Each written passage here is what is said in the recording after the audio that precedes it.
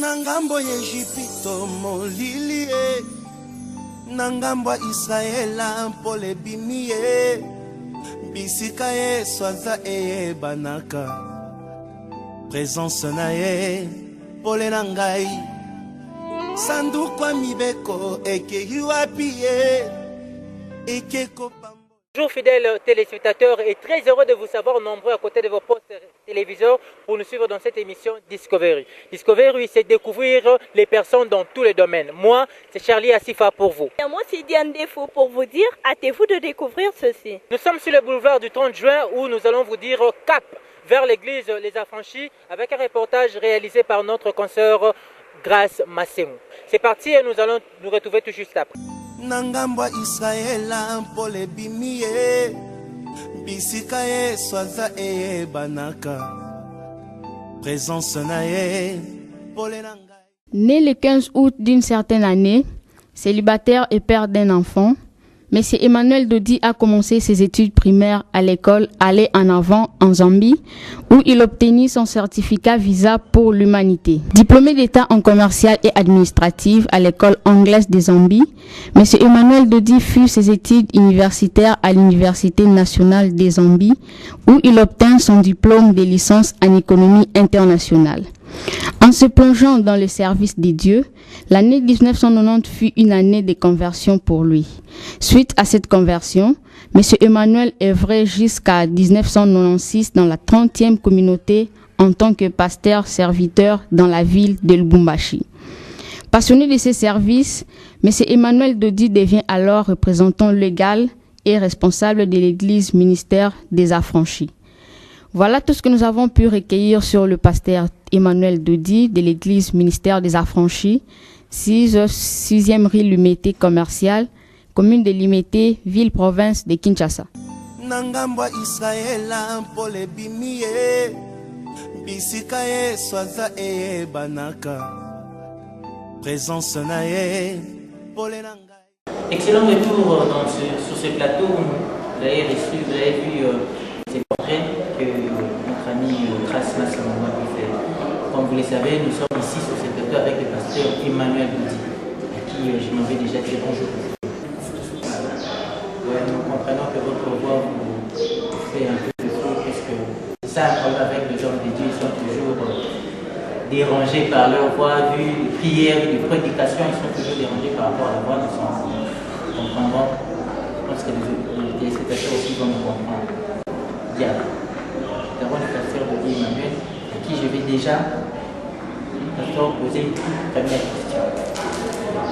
Vous êtes pasteur de l'église Affranchis. Affranchis. Pourquoi cette dénomination, l'église Affranchis? Oui, merci mon frère journaliste. Je suis le responsable du ministère de l'église Affranchis, ou en d'autres termes le représentant légal. C'est le titre que l'État attribue à tout responsable d'une association religieuse. Donc, ce nom-là, Affranchis, est tiré dans les Écritures.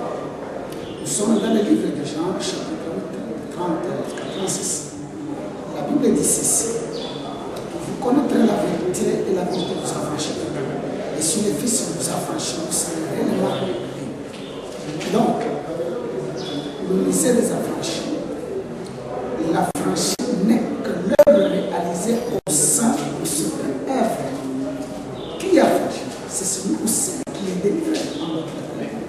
Et l'affranchi, c'est celui qui est libéré, délivré de tout lien. C'est celui-là qu'on appelle affranchi. Voilà d'où nous tirons de ces mots-là. Merci. Merci beaucoup. Parce que c'est le Christ qui nous affranchit et nous devenons réellement le corps des saintes. Pasteur, vous avez dit qu'un pasteur, c'est le responsable d'une église? Vous venez de dire que c'est une attribution, oui, le représentant d'une église. Est-ce que vous pouvez nous expliquer les devoirs d'un pasteur? Un pasteur, partant de l'étymologie ou de l'origine, ça veut dire berger, gardien des âmes. Au-dessus de nous, nous avons un seul et grand pasteur de tous les temps, c'est le Seigneur. Mais sous la terre, dans l'église locale, il a établi les ministères. Nous sommes dans le livre d'Éphésiens chapitre 5, verset 11. Vous trouverez le 5 ministères établis par le Seigneur, dont celui du pasteur qu'on appelle le ministère du pasteur. Et chaque ministère a un rôle bien précis. Le rôle d'un pasteur, c'est de garder les âmes, c'est de veiller sur les âmes. Un pasteur, c'est celui qui gère les âmes, qui peut les délivrer tout pour du ciel. Voilà. Un pasteur, partant de l'étymologie ou de l'origine, ça veut dire berger, garde des âmes. Au-dessus de nous, nous avons un seul et grand pasteur de tout le temps, c'est le Seigneur. Mais sous la terre, dans l'église locale, il a établi les ministères. Nous sommes dans le livre d'Éphésiens chapitre 5, verset 11. Vous trouverez le 5 ministères établis par le Seigneur, dont celui du pasteur qu'on appelle le ministère pasteur. Et chaque ministère a un rôle bien précis. Dans le ministère, il y a différents titres, non? Il y a différents ministères. Oui. Vous pouvez nous éclaircir? C'est simple. Je l'ai dit que si nous sommes en Éphésiens chapitre 4, verset 11, où la Bible dit qu'il a établi les uns comme les prophètes, comme les apôtres, les autres comme les prophètes, les autres comme les évangélistes, le pasteur et le docteur. Très bien. Chaque ministère en soi. Bon, si je dois éclairer ce qui me suit, c'est ça. Ici, j'aimerais utiliser vraiment un langage modeste pour faire en sorte que ceux qui me suivent me comprennent. En réalité, je dirais même en vérité, quand on parle d'un ministère, d'un ministre de Dieu, cela se résume qu'en des choses. On est ministre, le pasteur, apôtre, tout ça, ce sont des ministres. C'est qu'on est porteur d'une parole et de l'esprit.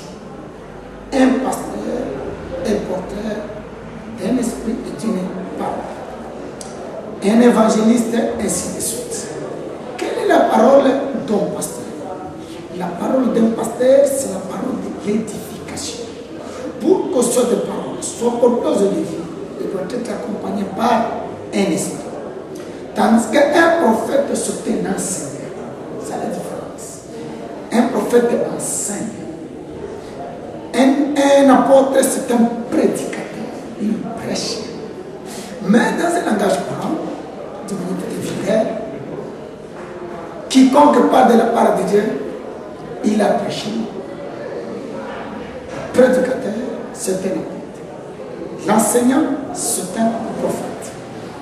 Un pasteur, c'est celui qui est appelé à édifier les enfants. Et un évangéliste, évangile veut dire quoi? Veut dire des choses en grec et en hébreu. Chez les uns, c'est annoncer la victoire de Christ. Chez les autres, c'est annoncer la bonne nouvelle. Un évangéliste, c'est celui qui va faire le païen, leur annoncer l'amour de Dieu, leur annoncer la bonne nouvelle et la victoire du Seigneur. Et quand les disciples viennent arriver dans l'assemblée, elles seront gérées par le pasteur. Ce dernier aura comme le rôle de faire quoi? D'édifier, de consoler ces âmes qui ont été gagnées par l'évangile. Parce que l'évangile, c'est celui qui peut aller et les gagner, les ramener dans la bergerie, où vous trouverez le pasteur qui a comme objectif, qui a comme rôle de faire quoi? De paître des troupeaux, de les affermir, de les encadrer, ainsi de suite. Et le docteur, il a la parole de la mission. Je me résume en disant, on est serviteur de Dieu, portant des ministères, et quiconque porte un ministère, porte une parole et un esprit. Ce qui font la force d'un ministre, c'est la parole et l'esprit mélangés. Dans ce moment-là, l'homme est appelé docteur, apôtre, prophète, ainsi de suite. Est-ce que c'est bien compris? Alors, si quelqu'un dit, je suis prophète, ok, qui nous donne l'enseignement, donc il est important. Aujourd'hui, nous comprendrons des prophètes comme celui qui donne des prophéties. Très bien, bonne question, sincère. C'est cette confusion, c'est cette erreur. Premièrement, un prophète de Jérémie, chapitre 1, verset 4 jusqu'à 10. Les choses sont claires. La Bible est claire. Dieu dit avec Jérémie, je t'ai établi prophète. Je fais de toi mon porte-parole. Un prophète, c'est un parolier. C'est un porteur d'une parole. Mais les gens que vous voyez qui circulent, qui fréquentent des maisons l'une à l'autre, oui, ce sont des serviteurs, mais qui portent les dons. Il y a la différence entre les dons de la prophétie et le ministère prophétique. Je reprends pour la bonne compréhension. Je dis ceci. Il y a la différence entre les dons de la prophétie et le ministère prophétique. Je vous ramène dans les Écritures. Concernant les dons, 1 Corinthiens chapitre 12, dont 1 à 10, vous trouverez les 9 dons, dont celui de la prophétie. C'est bien compris? Ça, c'est les dons. Concernant le ministère, vous les trouverez dans les livres d'Éphésiens, chapitre 4, verset 11. Là, c'est le ministère. Là, vous trouverez 5 ministères, dont celui du prophète. Concernant les dons, vous les trouverez 9, dont celui de la prophétie. C'est cette différence-là que nous devons établir. Maintenant, tout celui qui prophétise, est-ce qu'il est prophète? Oui, il peut être prophète, mais qui porte les dons, ou porta les dons. Ou en d'autres termes, les prophètes mineurs, ou les petits prophètes. Mais quand on parle d'un grand prophète, on voit la parole, le ministère. Est-ce que vous comprenez? C'est cette différence-là. Je vous dis, ça peut scandaliser peut-être ceux qui me suivent, hein? Mais ils n'ont qu'à me tolérer. S'ils ne me comprennent pas, qu'ils entrent sa prière pour aller consulter le Seigneur qui a établi toutes ces choses. Hein? Écoutez, ici à Kinshasa, nous n'avons pas de prophètes. Vous me souvenez très bien. Il n'y a pas de prophètes à Kinshasa. Nous avons les serviteurs et les servants, les frères et sœurs qui exercent les dons. C'est cela le problème. Et vous remarquerez autant de gaffes et autant de dégâts. Et ces dons-là sont mal exercés par ceux qui les portent. Et oui, et oui. Parce que les prophéties, les dons, sans toucher le ministère, l'objectif est dit comme ça: apaiser, consoler et édifier. Mais la prophétie n'a pas comme objectif de détruire une famille, de détruire un mariage. Mais c'est ce que nous voyons dans toutes les rues de Kinshasa, dans toutes les avenues. Il y a une, je sais pas moi, une petite question pour comprendre ce que vous êtes en train de dire. Est-ce qu'il n'y aura pas une interchangeabilité entre les dons de la prophétie et le ministère de la prophétie? Vous avez dit, si je vous comprends, tout celui qui prophétise n'est pas prophète. Évidemment. Il n'y a pas une interchangeabilité entre les deux? Non, non, il n'y en a pas. Ça, c'est les hommes peut-être qui ne comprennent rien. Quiconque prophétise, vous devez savoir, en prophétisant, il a prophétisé par parole, il a prophétisé par esprit, en exerçant les dons. Même celui qui enseigne et prophétise. C'est pourquoi on dit que le témoignage de Jésus est l'esprit de la prophétie. Qu'on s'entende très bien. Je vous ramène toujours dans ce que je venais de lire, dans les livres du prophète Isaïe, et Jérémie, pardon, chapitre 1, verset 4 à 9. Les choses sont claires. Elles sont limpides. Dieu dit à Jérémie, je t'ai établi en tant que prophète. Je fais de toi mon porte-parole. Là, nous allons comprendre que le prophète Jérémie, grand qu'il était, il était premièrement porte-parole. Il était parolier. On prophétise en enseignant. On prophétise en parlant aussi. Ce n'est pas qu'en fermant les yeux, on priait, j'ai vu Jésus avec la queue, non. Ce n'est même pas vrai. J'ai vu Jésus en rouge, Jésus en noir, rouge, Jésus en blanc, c'est pas ça. Ça, c'est les dons. Celui qui enseigne et prophétise Un prophète est porteur d'un enseignement révélé. Ce qui fait le prophète, premièrement, c'est l'enseignement révélé. Donner le message prophétique, ça vient après. Mais si ce dernier n'a aucune parole, n'a aucun message, mais qu'est-ce qu'il peut dire aux gens? Mon Dieu, allons dans la vie du prophète Moïse.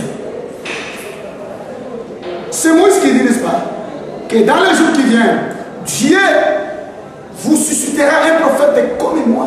Il parlait de Jésus. Il mettra ses paroles dans sa bouche et vous l'écouterez. Et quiconque ne l'écoutera pas sera condamné. Il parlait de Jésus qui devait venir. Quand Jésus a dit, Jésus, qui était-tu, qui es-tu? Parce qu'il s'est conjugué dans le passé, dans le présent, dans le futur. Jésus, c'est la prophétière. Selon Jean, chapitre 1, de 1 à 12. Il dit comment se mettait la parole. Cette parole a habité au milieu de nous. Elle s'est faite chair. On voit la parole qui s'est faite chair. C'est cette parole que Moïse avait annoncée il y a autant d'années, disant, dans les jours à venir, Dieu vous suscitera un prophète comme moi. Même si il a bien dit comme c'était un acte de comparaison comme moi. Mais en soi, Jésus n'était pas moi. Jésus est Dieu.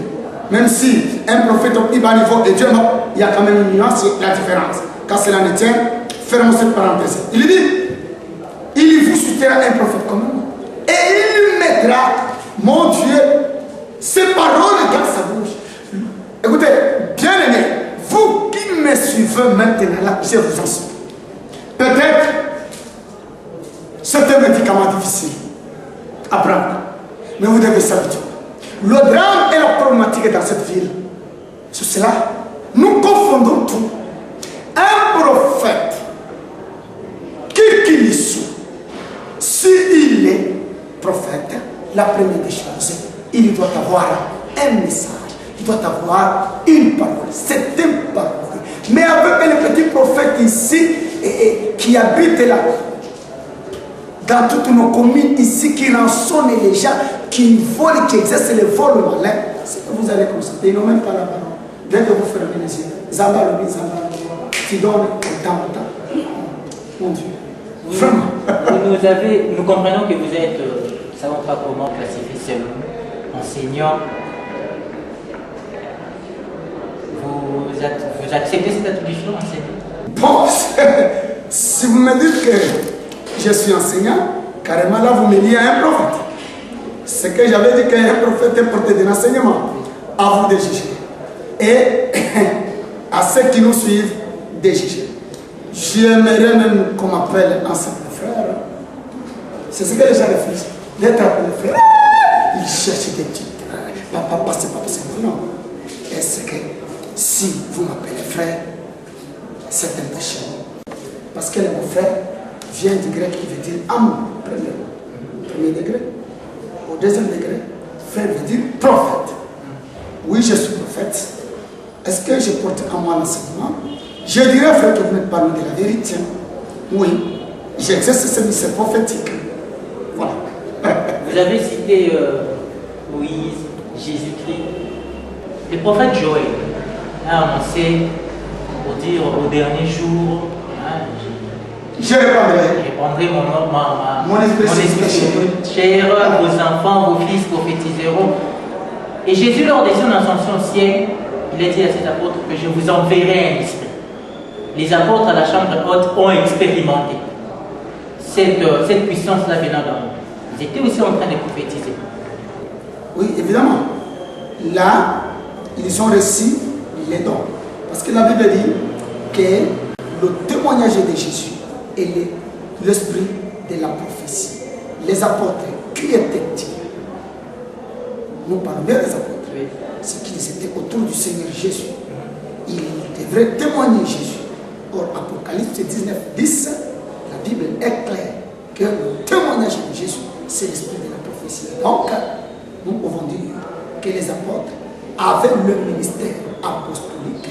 Au niveau des dons, ils ont exercé les dons de la prophétie sans toutefois être des prophètes. Ça, c'est très bien. Pasteur, vous avez dit que souvent, les prophètes d'aujourd'hui ont la facilité de relater des fausses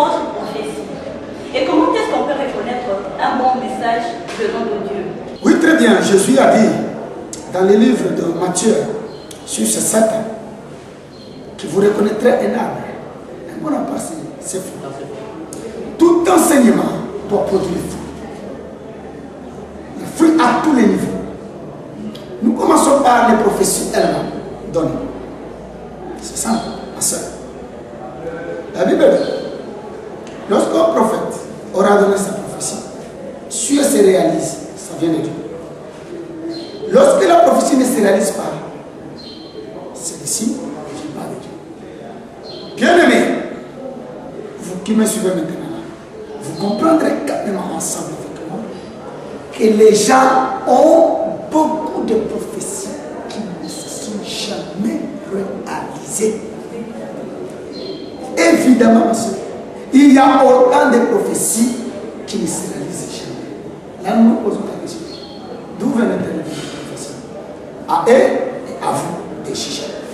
Maintenant, au niveau de l'enseignement, un enseignement doit produire ses fruits, ça veut dire ceci. Premièrement, celui qui enseigne, il doit lier la parole aux actes qu'il pose. Je ne peux pas enseigner aux gens, ne jamais prendre de la bière, de l'alcool et d'autres boissons alcooliques et que moi-même dans les mois.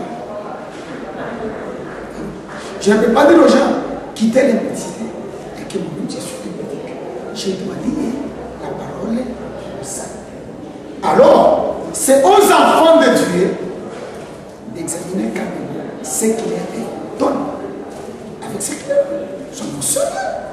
Ma soeur, parlons-en. Lorsque la Bible interdit à un évêque de divorcer, à un apôtre, il y a un évêque, par exemple, un apôtre, un évangéliste qui divorce. La Bible dit, si quelqu'un divorce, ce dernier ou cette dernière n'a qu'à attendre que l'un décède pour se remarier. C'est parce que carrément, un péché, il est dans l'apostasie et dans la dérive. Ce qui n'a pas lié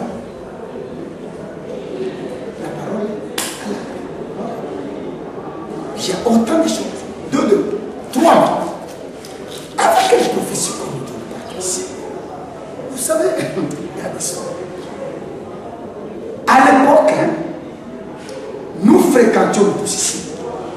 Sauf moi, vous fréquentiez, vous, les devins, les fétichés, dans des l'église. Maintenant, quand les choses ont évolué, les fétichés, les petits ngouzas ici, ont compris que ces histoires-là ne payent pas. C'est les églises qui payent. Ils ne se sont même pas convertis. Parce que la conversion, c'est quelque chose d'extraordinaire. Comment dirais-je? Ils ont changé de casaque. Les féticheurs d'hier sont devenus. Non, nous les prophètes. Il faut bien préciser. Pas de passé. Les ministères pasteurs n'ont pas de problème. Comme les ministères prophétiques. Tout le monde prophétique. C'est que vous allez constater premièrement ces gens-là n'ont pas la parole. Et ils aiment trop de cérémonies. Ils iront sonner les fers. Il y a autant de signes qui peuvent faire en sorte que les gens découvrent les vrais et les faux. Voilà. Donc c'est que vous voulez affirmer que Dieu ne peut pas relater au pasteur une prophétie. Donc c'est impossible de faire visionner au pasteur un effet. Non, moi je n'ai pas dit ça. Je dis ceci. Il y a la différence entre prophétie comme don et prophétie comme ministère. Tout celui qui prophétise n'est pas prophète. Il peut prophétiser par don, tout comme il peut prophétiser par ministère. Est-ce que c'est bien compris? Si un pasteur prophétise, si dans une bonne prophétie, en ce moment-là, c'est la question qui m'a été posée par le frère journaliste. Quand du temps du Seigneur, quand les apôtres, à la Pentecôte, dans la chambre, ils ont reçu l'esprit, ils ont commencé à prophétiser. Ils ont exercé les dons, les apôtres, des prophètes. Le ministère qu'ils portaient, c'était le ministère apostolique, qui étaient les apôtres et les dons qu'ils avaient exercés. Un pasteur peut prophétiser à ce moment-là, il exerce les dons de la prophétie. Il ne dira pas que je suis pasteur, prophète, non. Restera pasteur dans le ministère pastoral, mais exerçant les dons de la prophétie, les dons des miracles, les dons des guérisons. Il y a autant de dons, même si celui de la prophétie quand même semble un peu battre le corps, et il est bien à la ligne. C'est là, c'est ça. Pasteur, nous sentons en vous, encore une fois, cette, je dirais la matière, mais je sens en vous que vous maîtrisez au fait. Passez-moi le terme. Parlons de la Sainte Trinité. Je ne pense rien. Il n'y a que ceux qui connaissent rien, qui pensent ce qu'ils pensent. Il dissocie un peu. Mais j'y arrive. Voilà. J'arrive. J'ai déjà compris votre question. J'arrive. Vraiment, je me dis ce que j'ai. Aujourd'hui, vous trouverez des courants. En d'autres termes, les trinitaires et les unitaires. C'est ça l'histoire. Il y a ceux qui croient à ce que vous venez d'appeler la Sainte Trinité. Il y a ceux qui disent que la Trinité n'existe pas, il n'y a que la Trinité parce qu'il n'y a qu'un seul Dieu. Ces gens-là sont dans l'erreur. Ils ne connaissent ni les Écritures, ni la puissance de Dieu.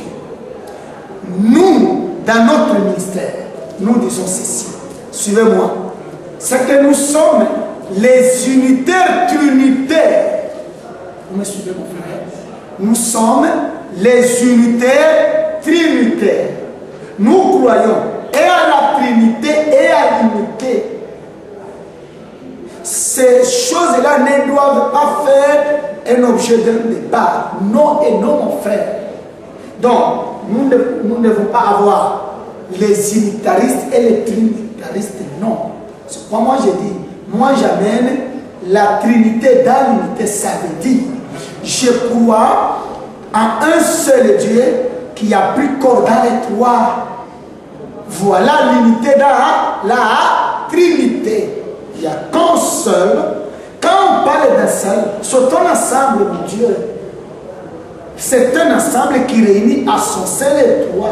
Il n'y a qu'un seul Dieu. Il n'y a qu'une seule foi. Il n'y a qu'un seul baptême. Moi, j'ai baptisé 3 fois. Parce que Jésus a été baptisé 3 fois.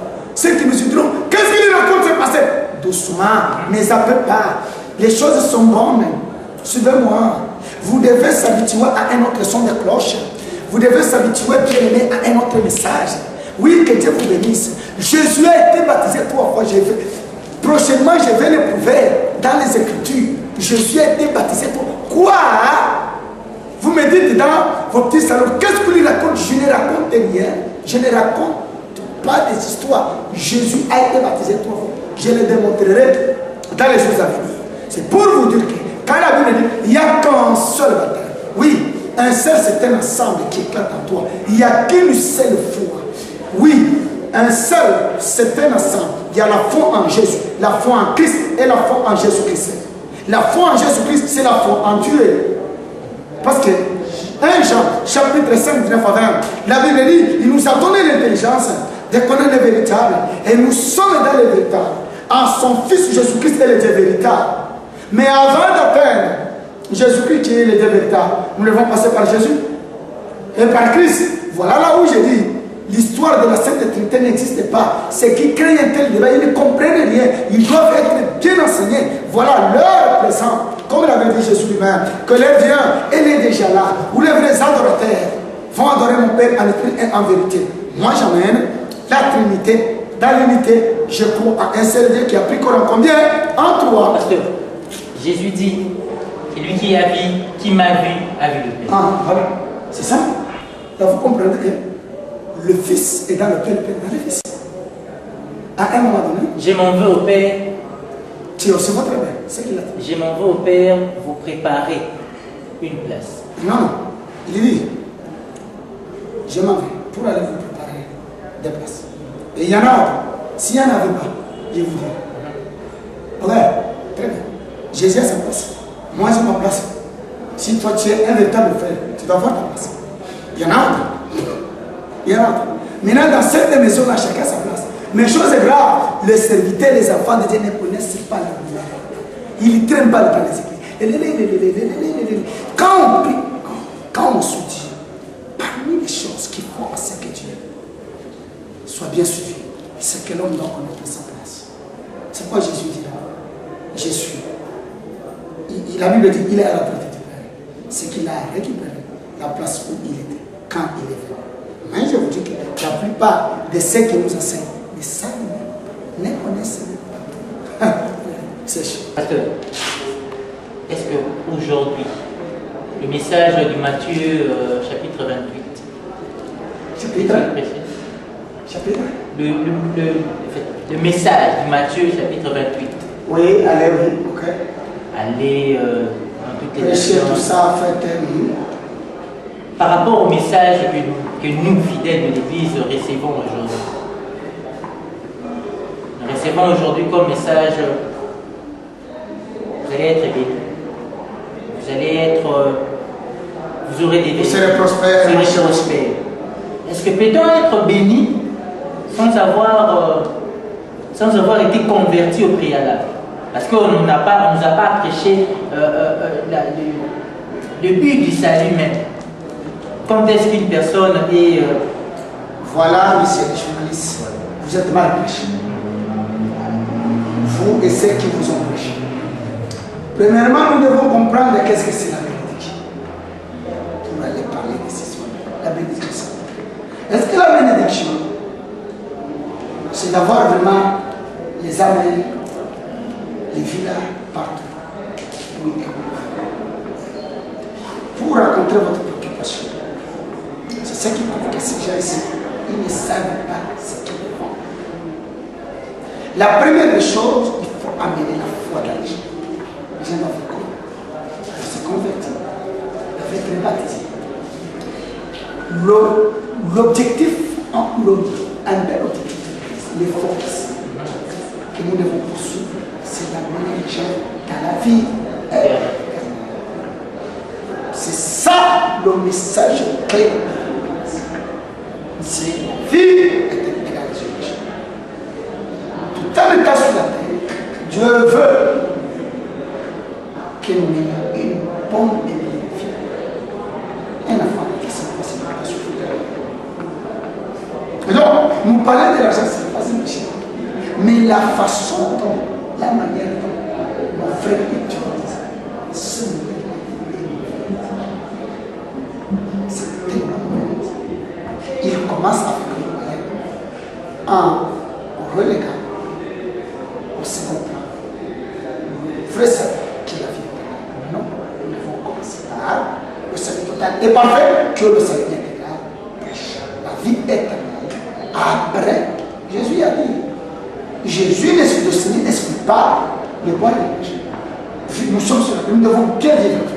C'est une matin. Un enfant de Dieu, c'est celui qui va bien vivre, bien s'habiller, bien manger sur la terre. Vous voyez, nous devons refléter ce que nous serons là-bas. Mais cela viendra en deuxième position. Parce que Jésus a dit, cherchez premièrement et ça, et le reste, dans les restes, les amis, c'est dans le reste. Le travail, le mariage, aller en Europe, c'est dans le reste. C'est dans le reste. Avoir les villas, c'est dans le reste. Formidable. Maintenant, Marie, ceux qui prient, ceux qui l'invoquent, il s'agit bien sûr de l'esclavage. Je suis d'accord avec vous. C'est la Bible qui le dit. C'est la Bible qui dit saluez Marie parce qu'elle a pris autant de peine. Ça va scandaliser ceux qui me suivent. Comment un pasteur accepte ça? Parce que les gens ont tendance à diaboliser l'église. Mais moi, non. Je ne diabolise pas cette église. Marie doit être ça. Mais enseigne-moi Marie. Maintenant, là où les catholiques pêchent, c'est à même maintenant chercher à ce que Marie reste matérielle en créant des statues et des yeux. Marie, après l'absorption, Marie, on n'a plus besoin de la Vierge, une femme, une personne. On a besoin de l'esprit. Marie est devenue un esprit qui représente miséricorde, grâce et passion. Voyez-vous? Parce que quand Jésus arrive, il va partir. Il va nous envoyer l'esprit de la Pentecôte. Quand l'esprit, surtout l'esprit de la Pentecôte arrive, tout ce qui se faisait par des signes a été converti dans l'esprit de la Pentecôte. Nous n'avons plus besoin d'une groupe quelconque, d'une statue, d'une vierge. c'est vraiment la mythologie romaine mal placée. Mais aujourd'hui, c'est l'esprit qui veut dire grâce, miséricorde et bonté. Nous devons laisser. Je suis pour. Eh bien, pasteur, vous aviez dit avant que vous ne pouvez pas diaboliser l'Église catholique. Ouais. Et qu'en dites-vous des chapelets, des eaux bénites et des huiles d'onction? Les chapelets, les eaux bénites, c'est le miracle. Parce que l'Église catholique, c'est ça, vient de les choses. Il y a, on dit bien, il faut préciser. Il faut préciser. Hein? Votre information. Quand vous tournez l'émission avec moi, vous apprendrez beaucoup de choses. Il faut toujours tenir la phrase. L'Église catholique est romaine. Parce qu'il y en a autant des églises catholiques. Il faut préciser l'Église catholique est romaine. Quand on parle d'Église catholique romaine, il y a des choses. Ce qui est catholique, ce qui est romain, mélange. Ce qui est catholique est à Dieu. Ce qui est romain appartient à Satan. L'Église catholique est l'ensemble de la mythologie romaine et de la parole de Dieu mélangée. C'est l'Église écrite. C'est ça le secret caché de l'Église catholique romaine. Ce qui est romain appartient à la mythologie romaine. Ce qui est catholique appartient à Dieu. On a le mélange. C'est ça le socle, le sens sont cachés. Parce qu'avant Jésus, il y avait un monsieur qui avait exercé 500 ans avant le culte des Romains. Et quand Jésus est venu, il a trouvé les Juifs sous la prise romaine. C'est les Romains et les Grecs qui dominaient pendant ce temps-là. Et c'est pour ça que les Romains et les Grecs qui étaient déjà avancés, qu'est-ce qu'ils ont fait? Ils ont pris un peu romain et de Dieu, ils ont mélangé pour créer l'Église catholique romaine. C'est ce qui fait que je lance un message à l'Église catholique. Je ne le fais pas. Ils doivent plus se pencher à ce qui appartient à notre Dieu. Mais ce qui n'appartient pas à Dieu, qui appartient à la mythologie romaine, c'est du satanisme. C'est du satanisme. Vous dites que c'est du satanisme. Mais souvent, moi, je suis des témoignages, on dit souvent que j'avais mis de l'eau bénite, de l'huile d'onction ici et je suis guéri. Et ça passe même jusqu'à la télévision. Parce qu'à la télé, ma soeur, les féticheurs ne passent pas à la télé. Oui. C'est question d'avoir l'argent. Tu n'as jamais vu, vous n'avez pas encore vu, vous là, les féticheurs ici en là, qui soignent les gens, et les gens sont guéris. Mais oui, ça se fait, mais l'huile d'onction, c'est comme un traitement. Donc chaque matin, tu dois t'essuyer avec de l'huile d'onction et chaque matin, J'ai une vu semaine, ceci. 2 semaines et après, ça va aller. Les féticheurs là-bas aussi peuvent te donner le mot péché, tu seras guéri. En Gaba ici, ils peuvent te donner aussi des choses, tu te fais soigner, tu seras guéri. Moi, j'irai même plus loin. Il y a les féticheurs qui soignent même les fous. Moi, je l'ai vu. Voilà, c'est pas ça qui compte. C'est qui compte. Quand on t'a donné l'huile d'onction, on t'a donné cette eau bénite là. On a soigné le corps, on a purifié le corps. On n'a pas soigné le cœur. Hein? L'œuvre de Dieu, c'est qui le cœur. Soignez l'âme.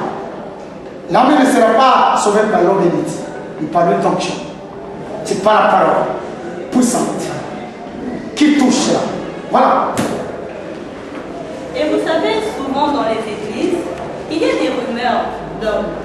Si je tiens la veste ou bien je touche la veste de mon pasteur, je serai guéri. Oh, ces pasteurs-là sont au même titre que les féticheurs et les démons. Qu'est-ce qu'il y a dans les vestes?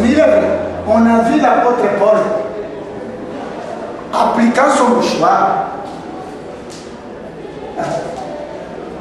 sur les malades et les malades.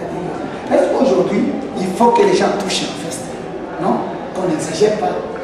Où Dieu est un multisystème et multidimensionnel, il peut Permettre que quelqu'un que je me utiliser qu'il veut, il peut appliquer n'importe quelle méthode. Que ce ne soit pas une règle, ça c'est une exception, pas le français. Dans chaque règle, l'exception ne manque pas. Si aujourd'hui, par miracle, tu touches une mouchoir et que tu es guéri, n'ai jamais pensé que demain tu vas continuer à toucher le mouchoir. En ce moment-là, on fait de ce mouchoir une règle. Ce qui n'est pas bon. La seule règle, c'est la parole de l'esprit. Ça, c'est l'exception. Ça, c'est très important. Alors, le pasteur là, déjà l'investi. Donc, ça va. C'était ça. Que Dieu vous remercie. Merci beaucoup, fidèles auditeurs, au plus de merci beaucoup, pasteur aussi, de nous avoir reçu dans votre église. Pasteur, une toute dernière question. Ce n'est pas une question, mais je dirais, qui direz-vous aujourd'hui de l'église? Et que prévoyez-vous pour les fidèles aujourd'hui? Je prendrai ça comme un dernier mot. Le dernier mot, c'est que l'église, le corps de Christ, est franchi, l'église est publique. On a besoin des églises, l'église est basée sur les fondements des apôtres et celle basée sur les fondements des prophètes. L'heure présente, le temps présent est prophétique. Dans la marche, dans l'évolution de l'église, nous devons quitter les apôtres pour se plonger dans les temps prophétiques. Alors pourquoi moi j'emmène ces temps prophétiques? Vous constaterez que si vous aurez l'occasion de vous fréquenter, c'est des choses qui se passent en semaine sont différentes de celles qui se passent en parce que c'est le temps prophétique. Voilà. Donc l'église, les gens doivent quitter le temps des apôtres pour se plonger dans le temps des prophètes. Et le prophète est déjà là, les fondements des prophétiques. Jésus est déjà à venir. Que Dieu soit vous. Merci. Merci beaucoup. C'est bon. Nangambwa Israela mpole bimie bisika Yesu aza eyebanaka présence na ye pole nanga. Fidèles téléspectateurs de nous avoir suivis dans cette émission Discovery, merci aussi au pasteur Dodi Emmanuel qui a voulu nous recevoir dans cette église. Grâce. Nous vous remercions aussi pour votre fidélité, votre disponibilité. Alors vous qui avez le souci de faire découvrir vos activités, votre vie, pourquoi pas nous contacter au numéro qui est affiché juste en dessous de vos télévisions. Alors nous sommes bel et bien à la fin de notre émission Discovery. Nous pensons que nous ainsi que notre invité vous avons permis de découvrir les affranchis comme église avec le pasteur Emmanuel Dodi. Hâtez-vous de ne pas rater le prochain numéro. Quant à nous, on vous dit bye. Nangambwa Israela mpole bimie bisika Yesu aza eyebanaka présence na ye pole na ngai sanduku ya mibeko ekei wapi ye ekekopambola Obed-Edome bisika Yesu aza ebunganaka te présence na ye lipamboli na ngai Yesu azali awa Yesu azali awa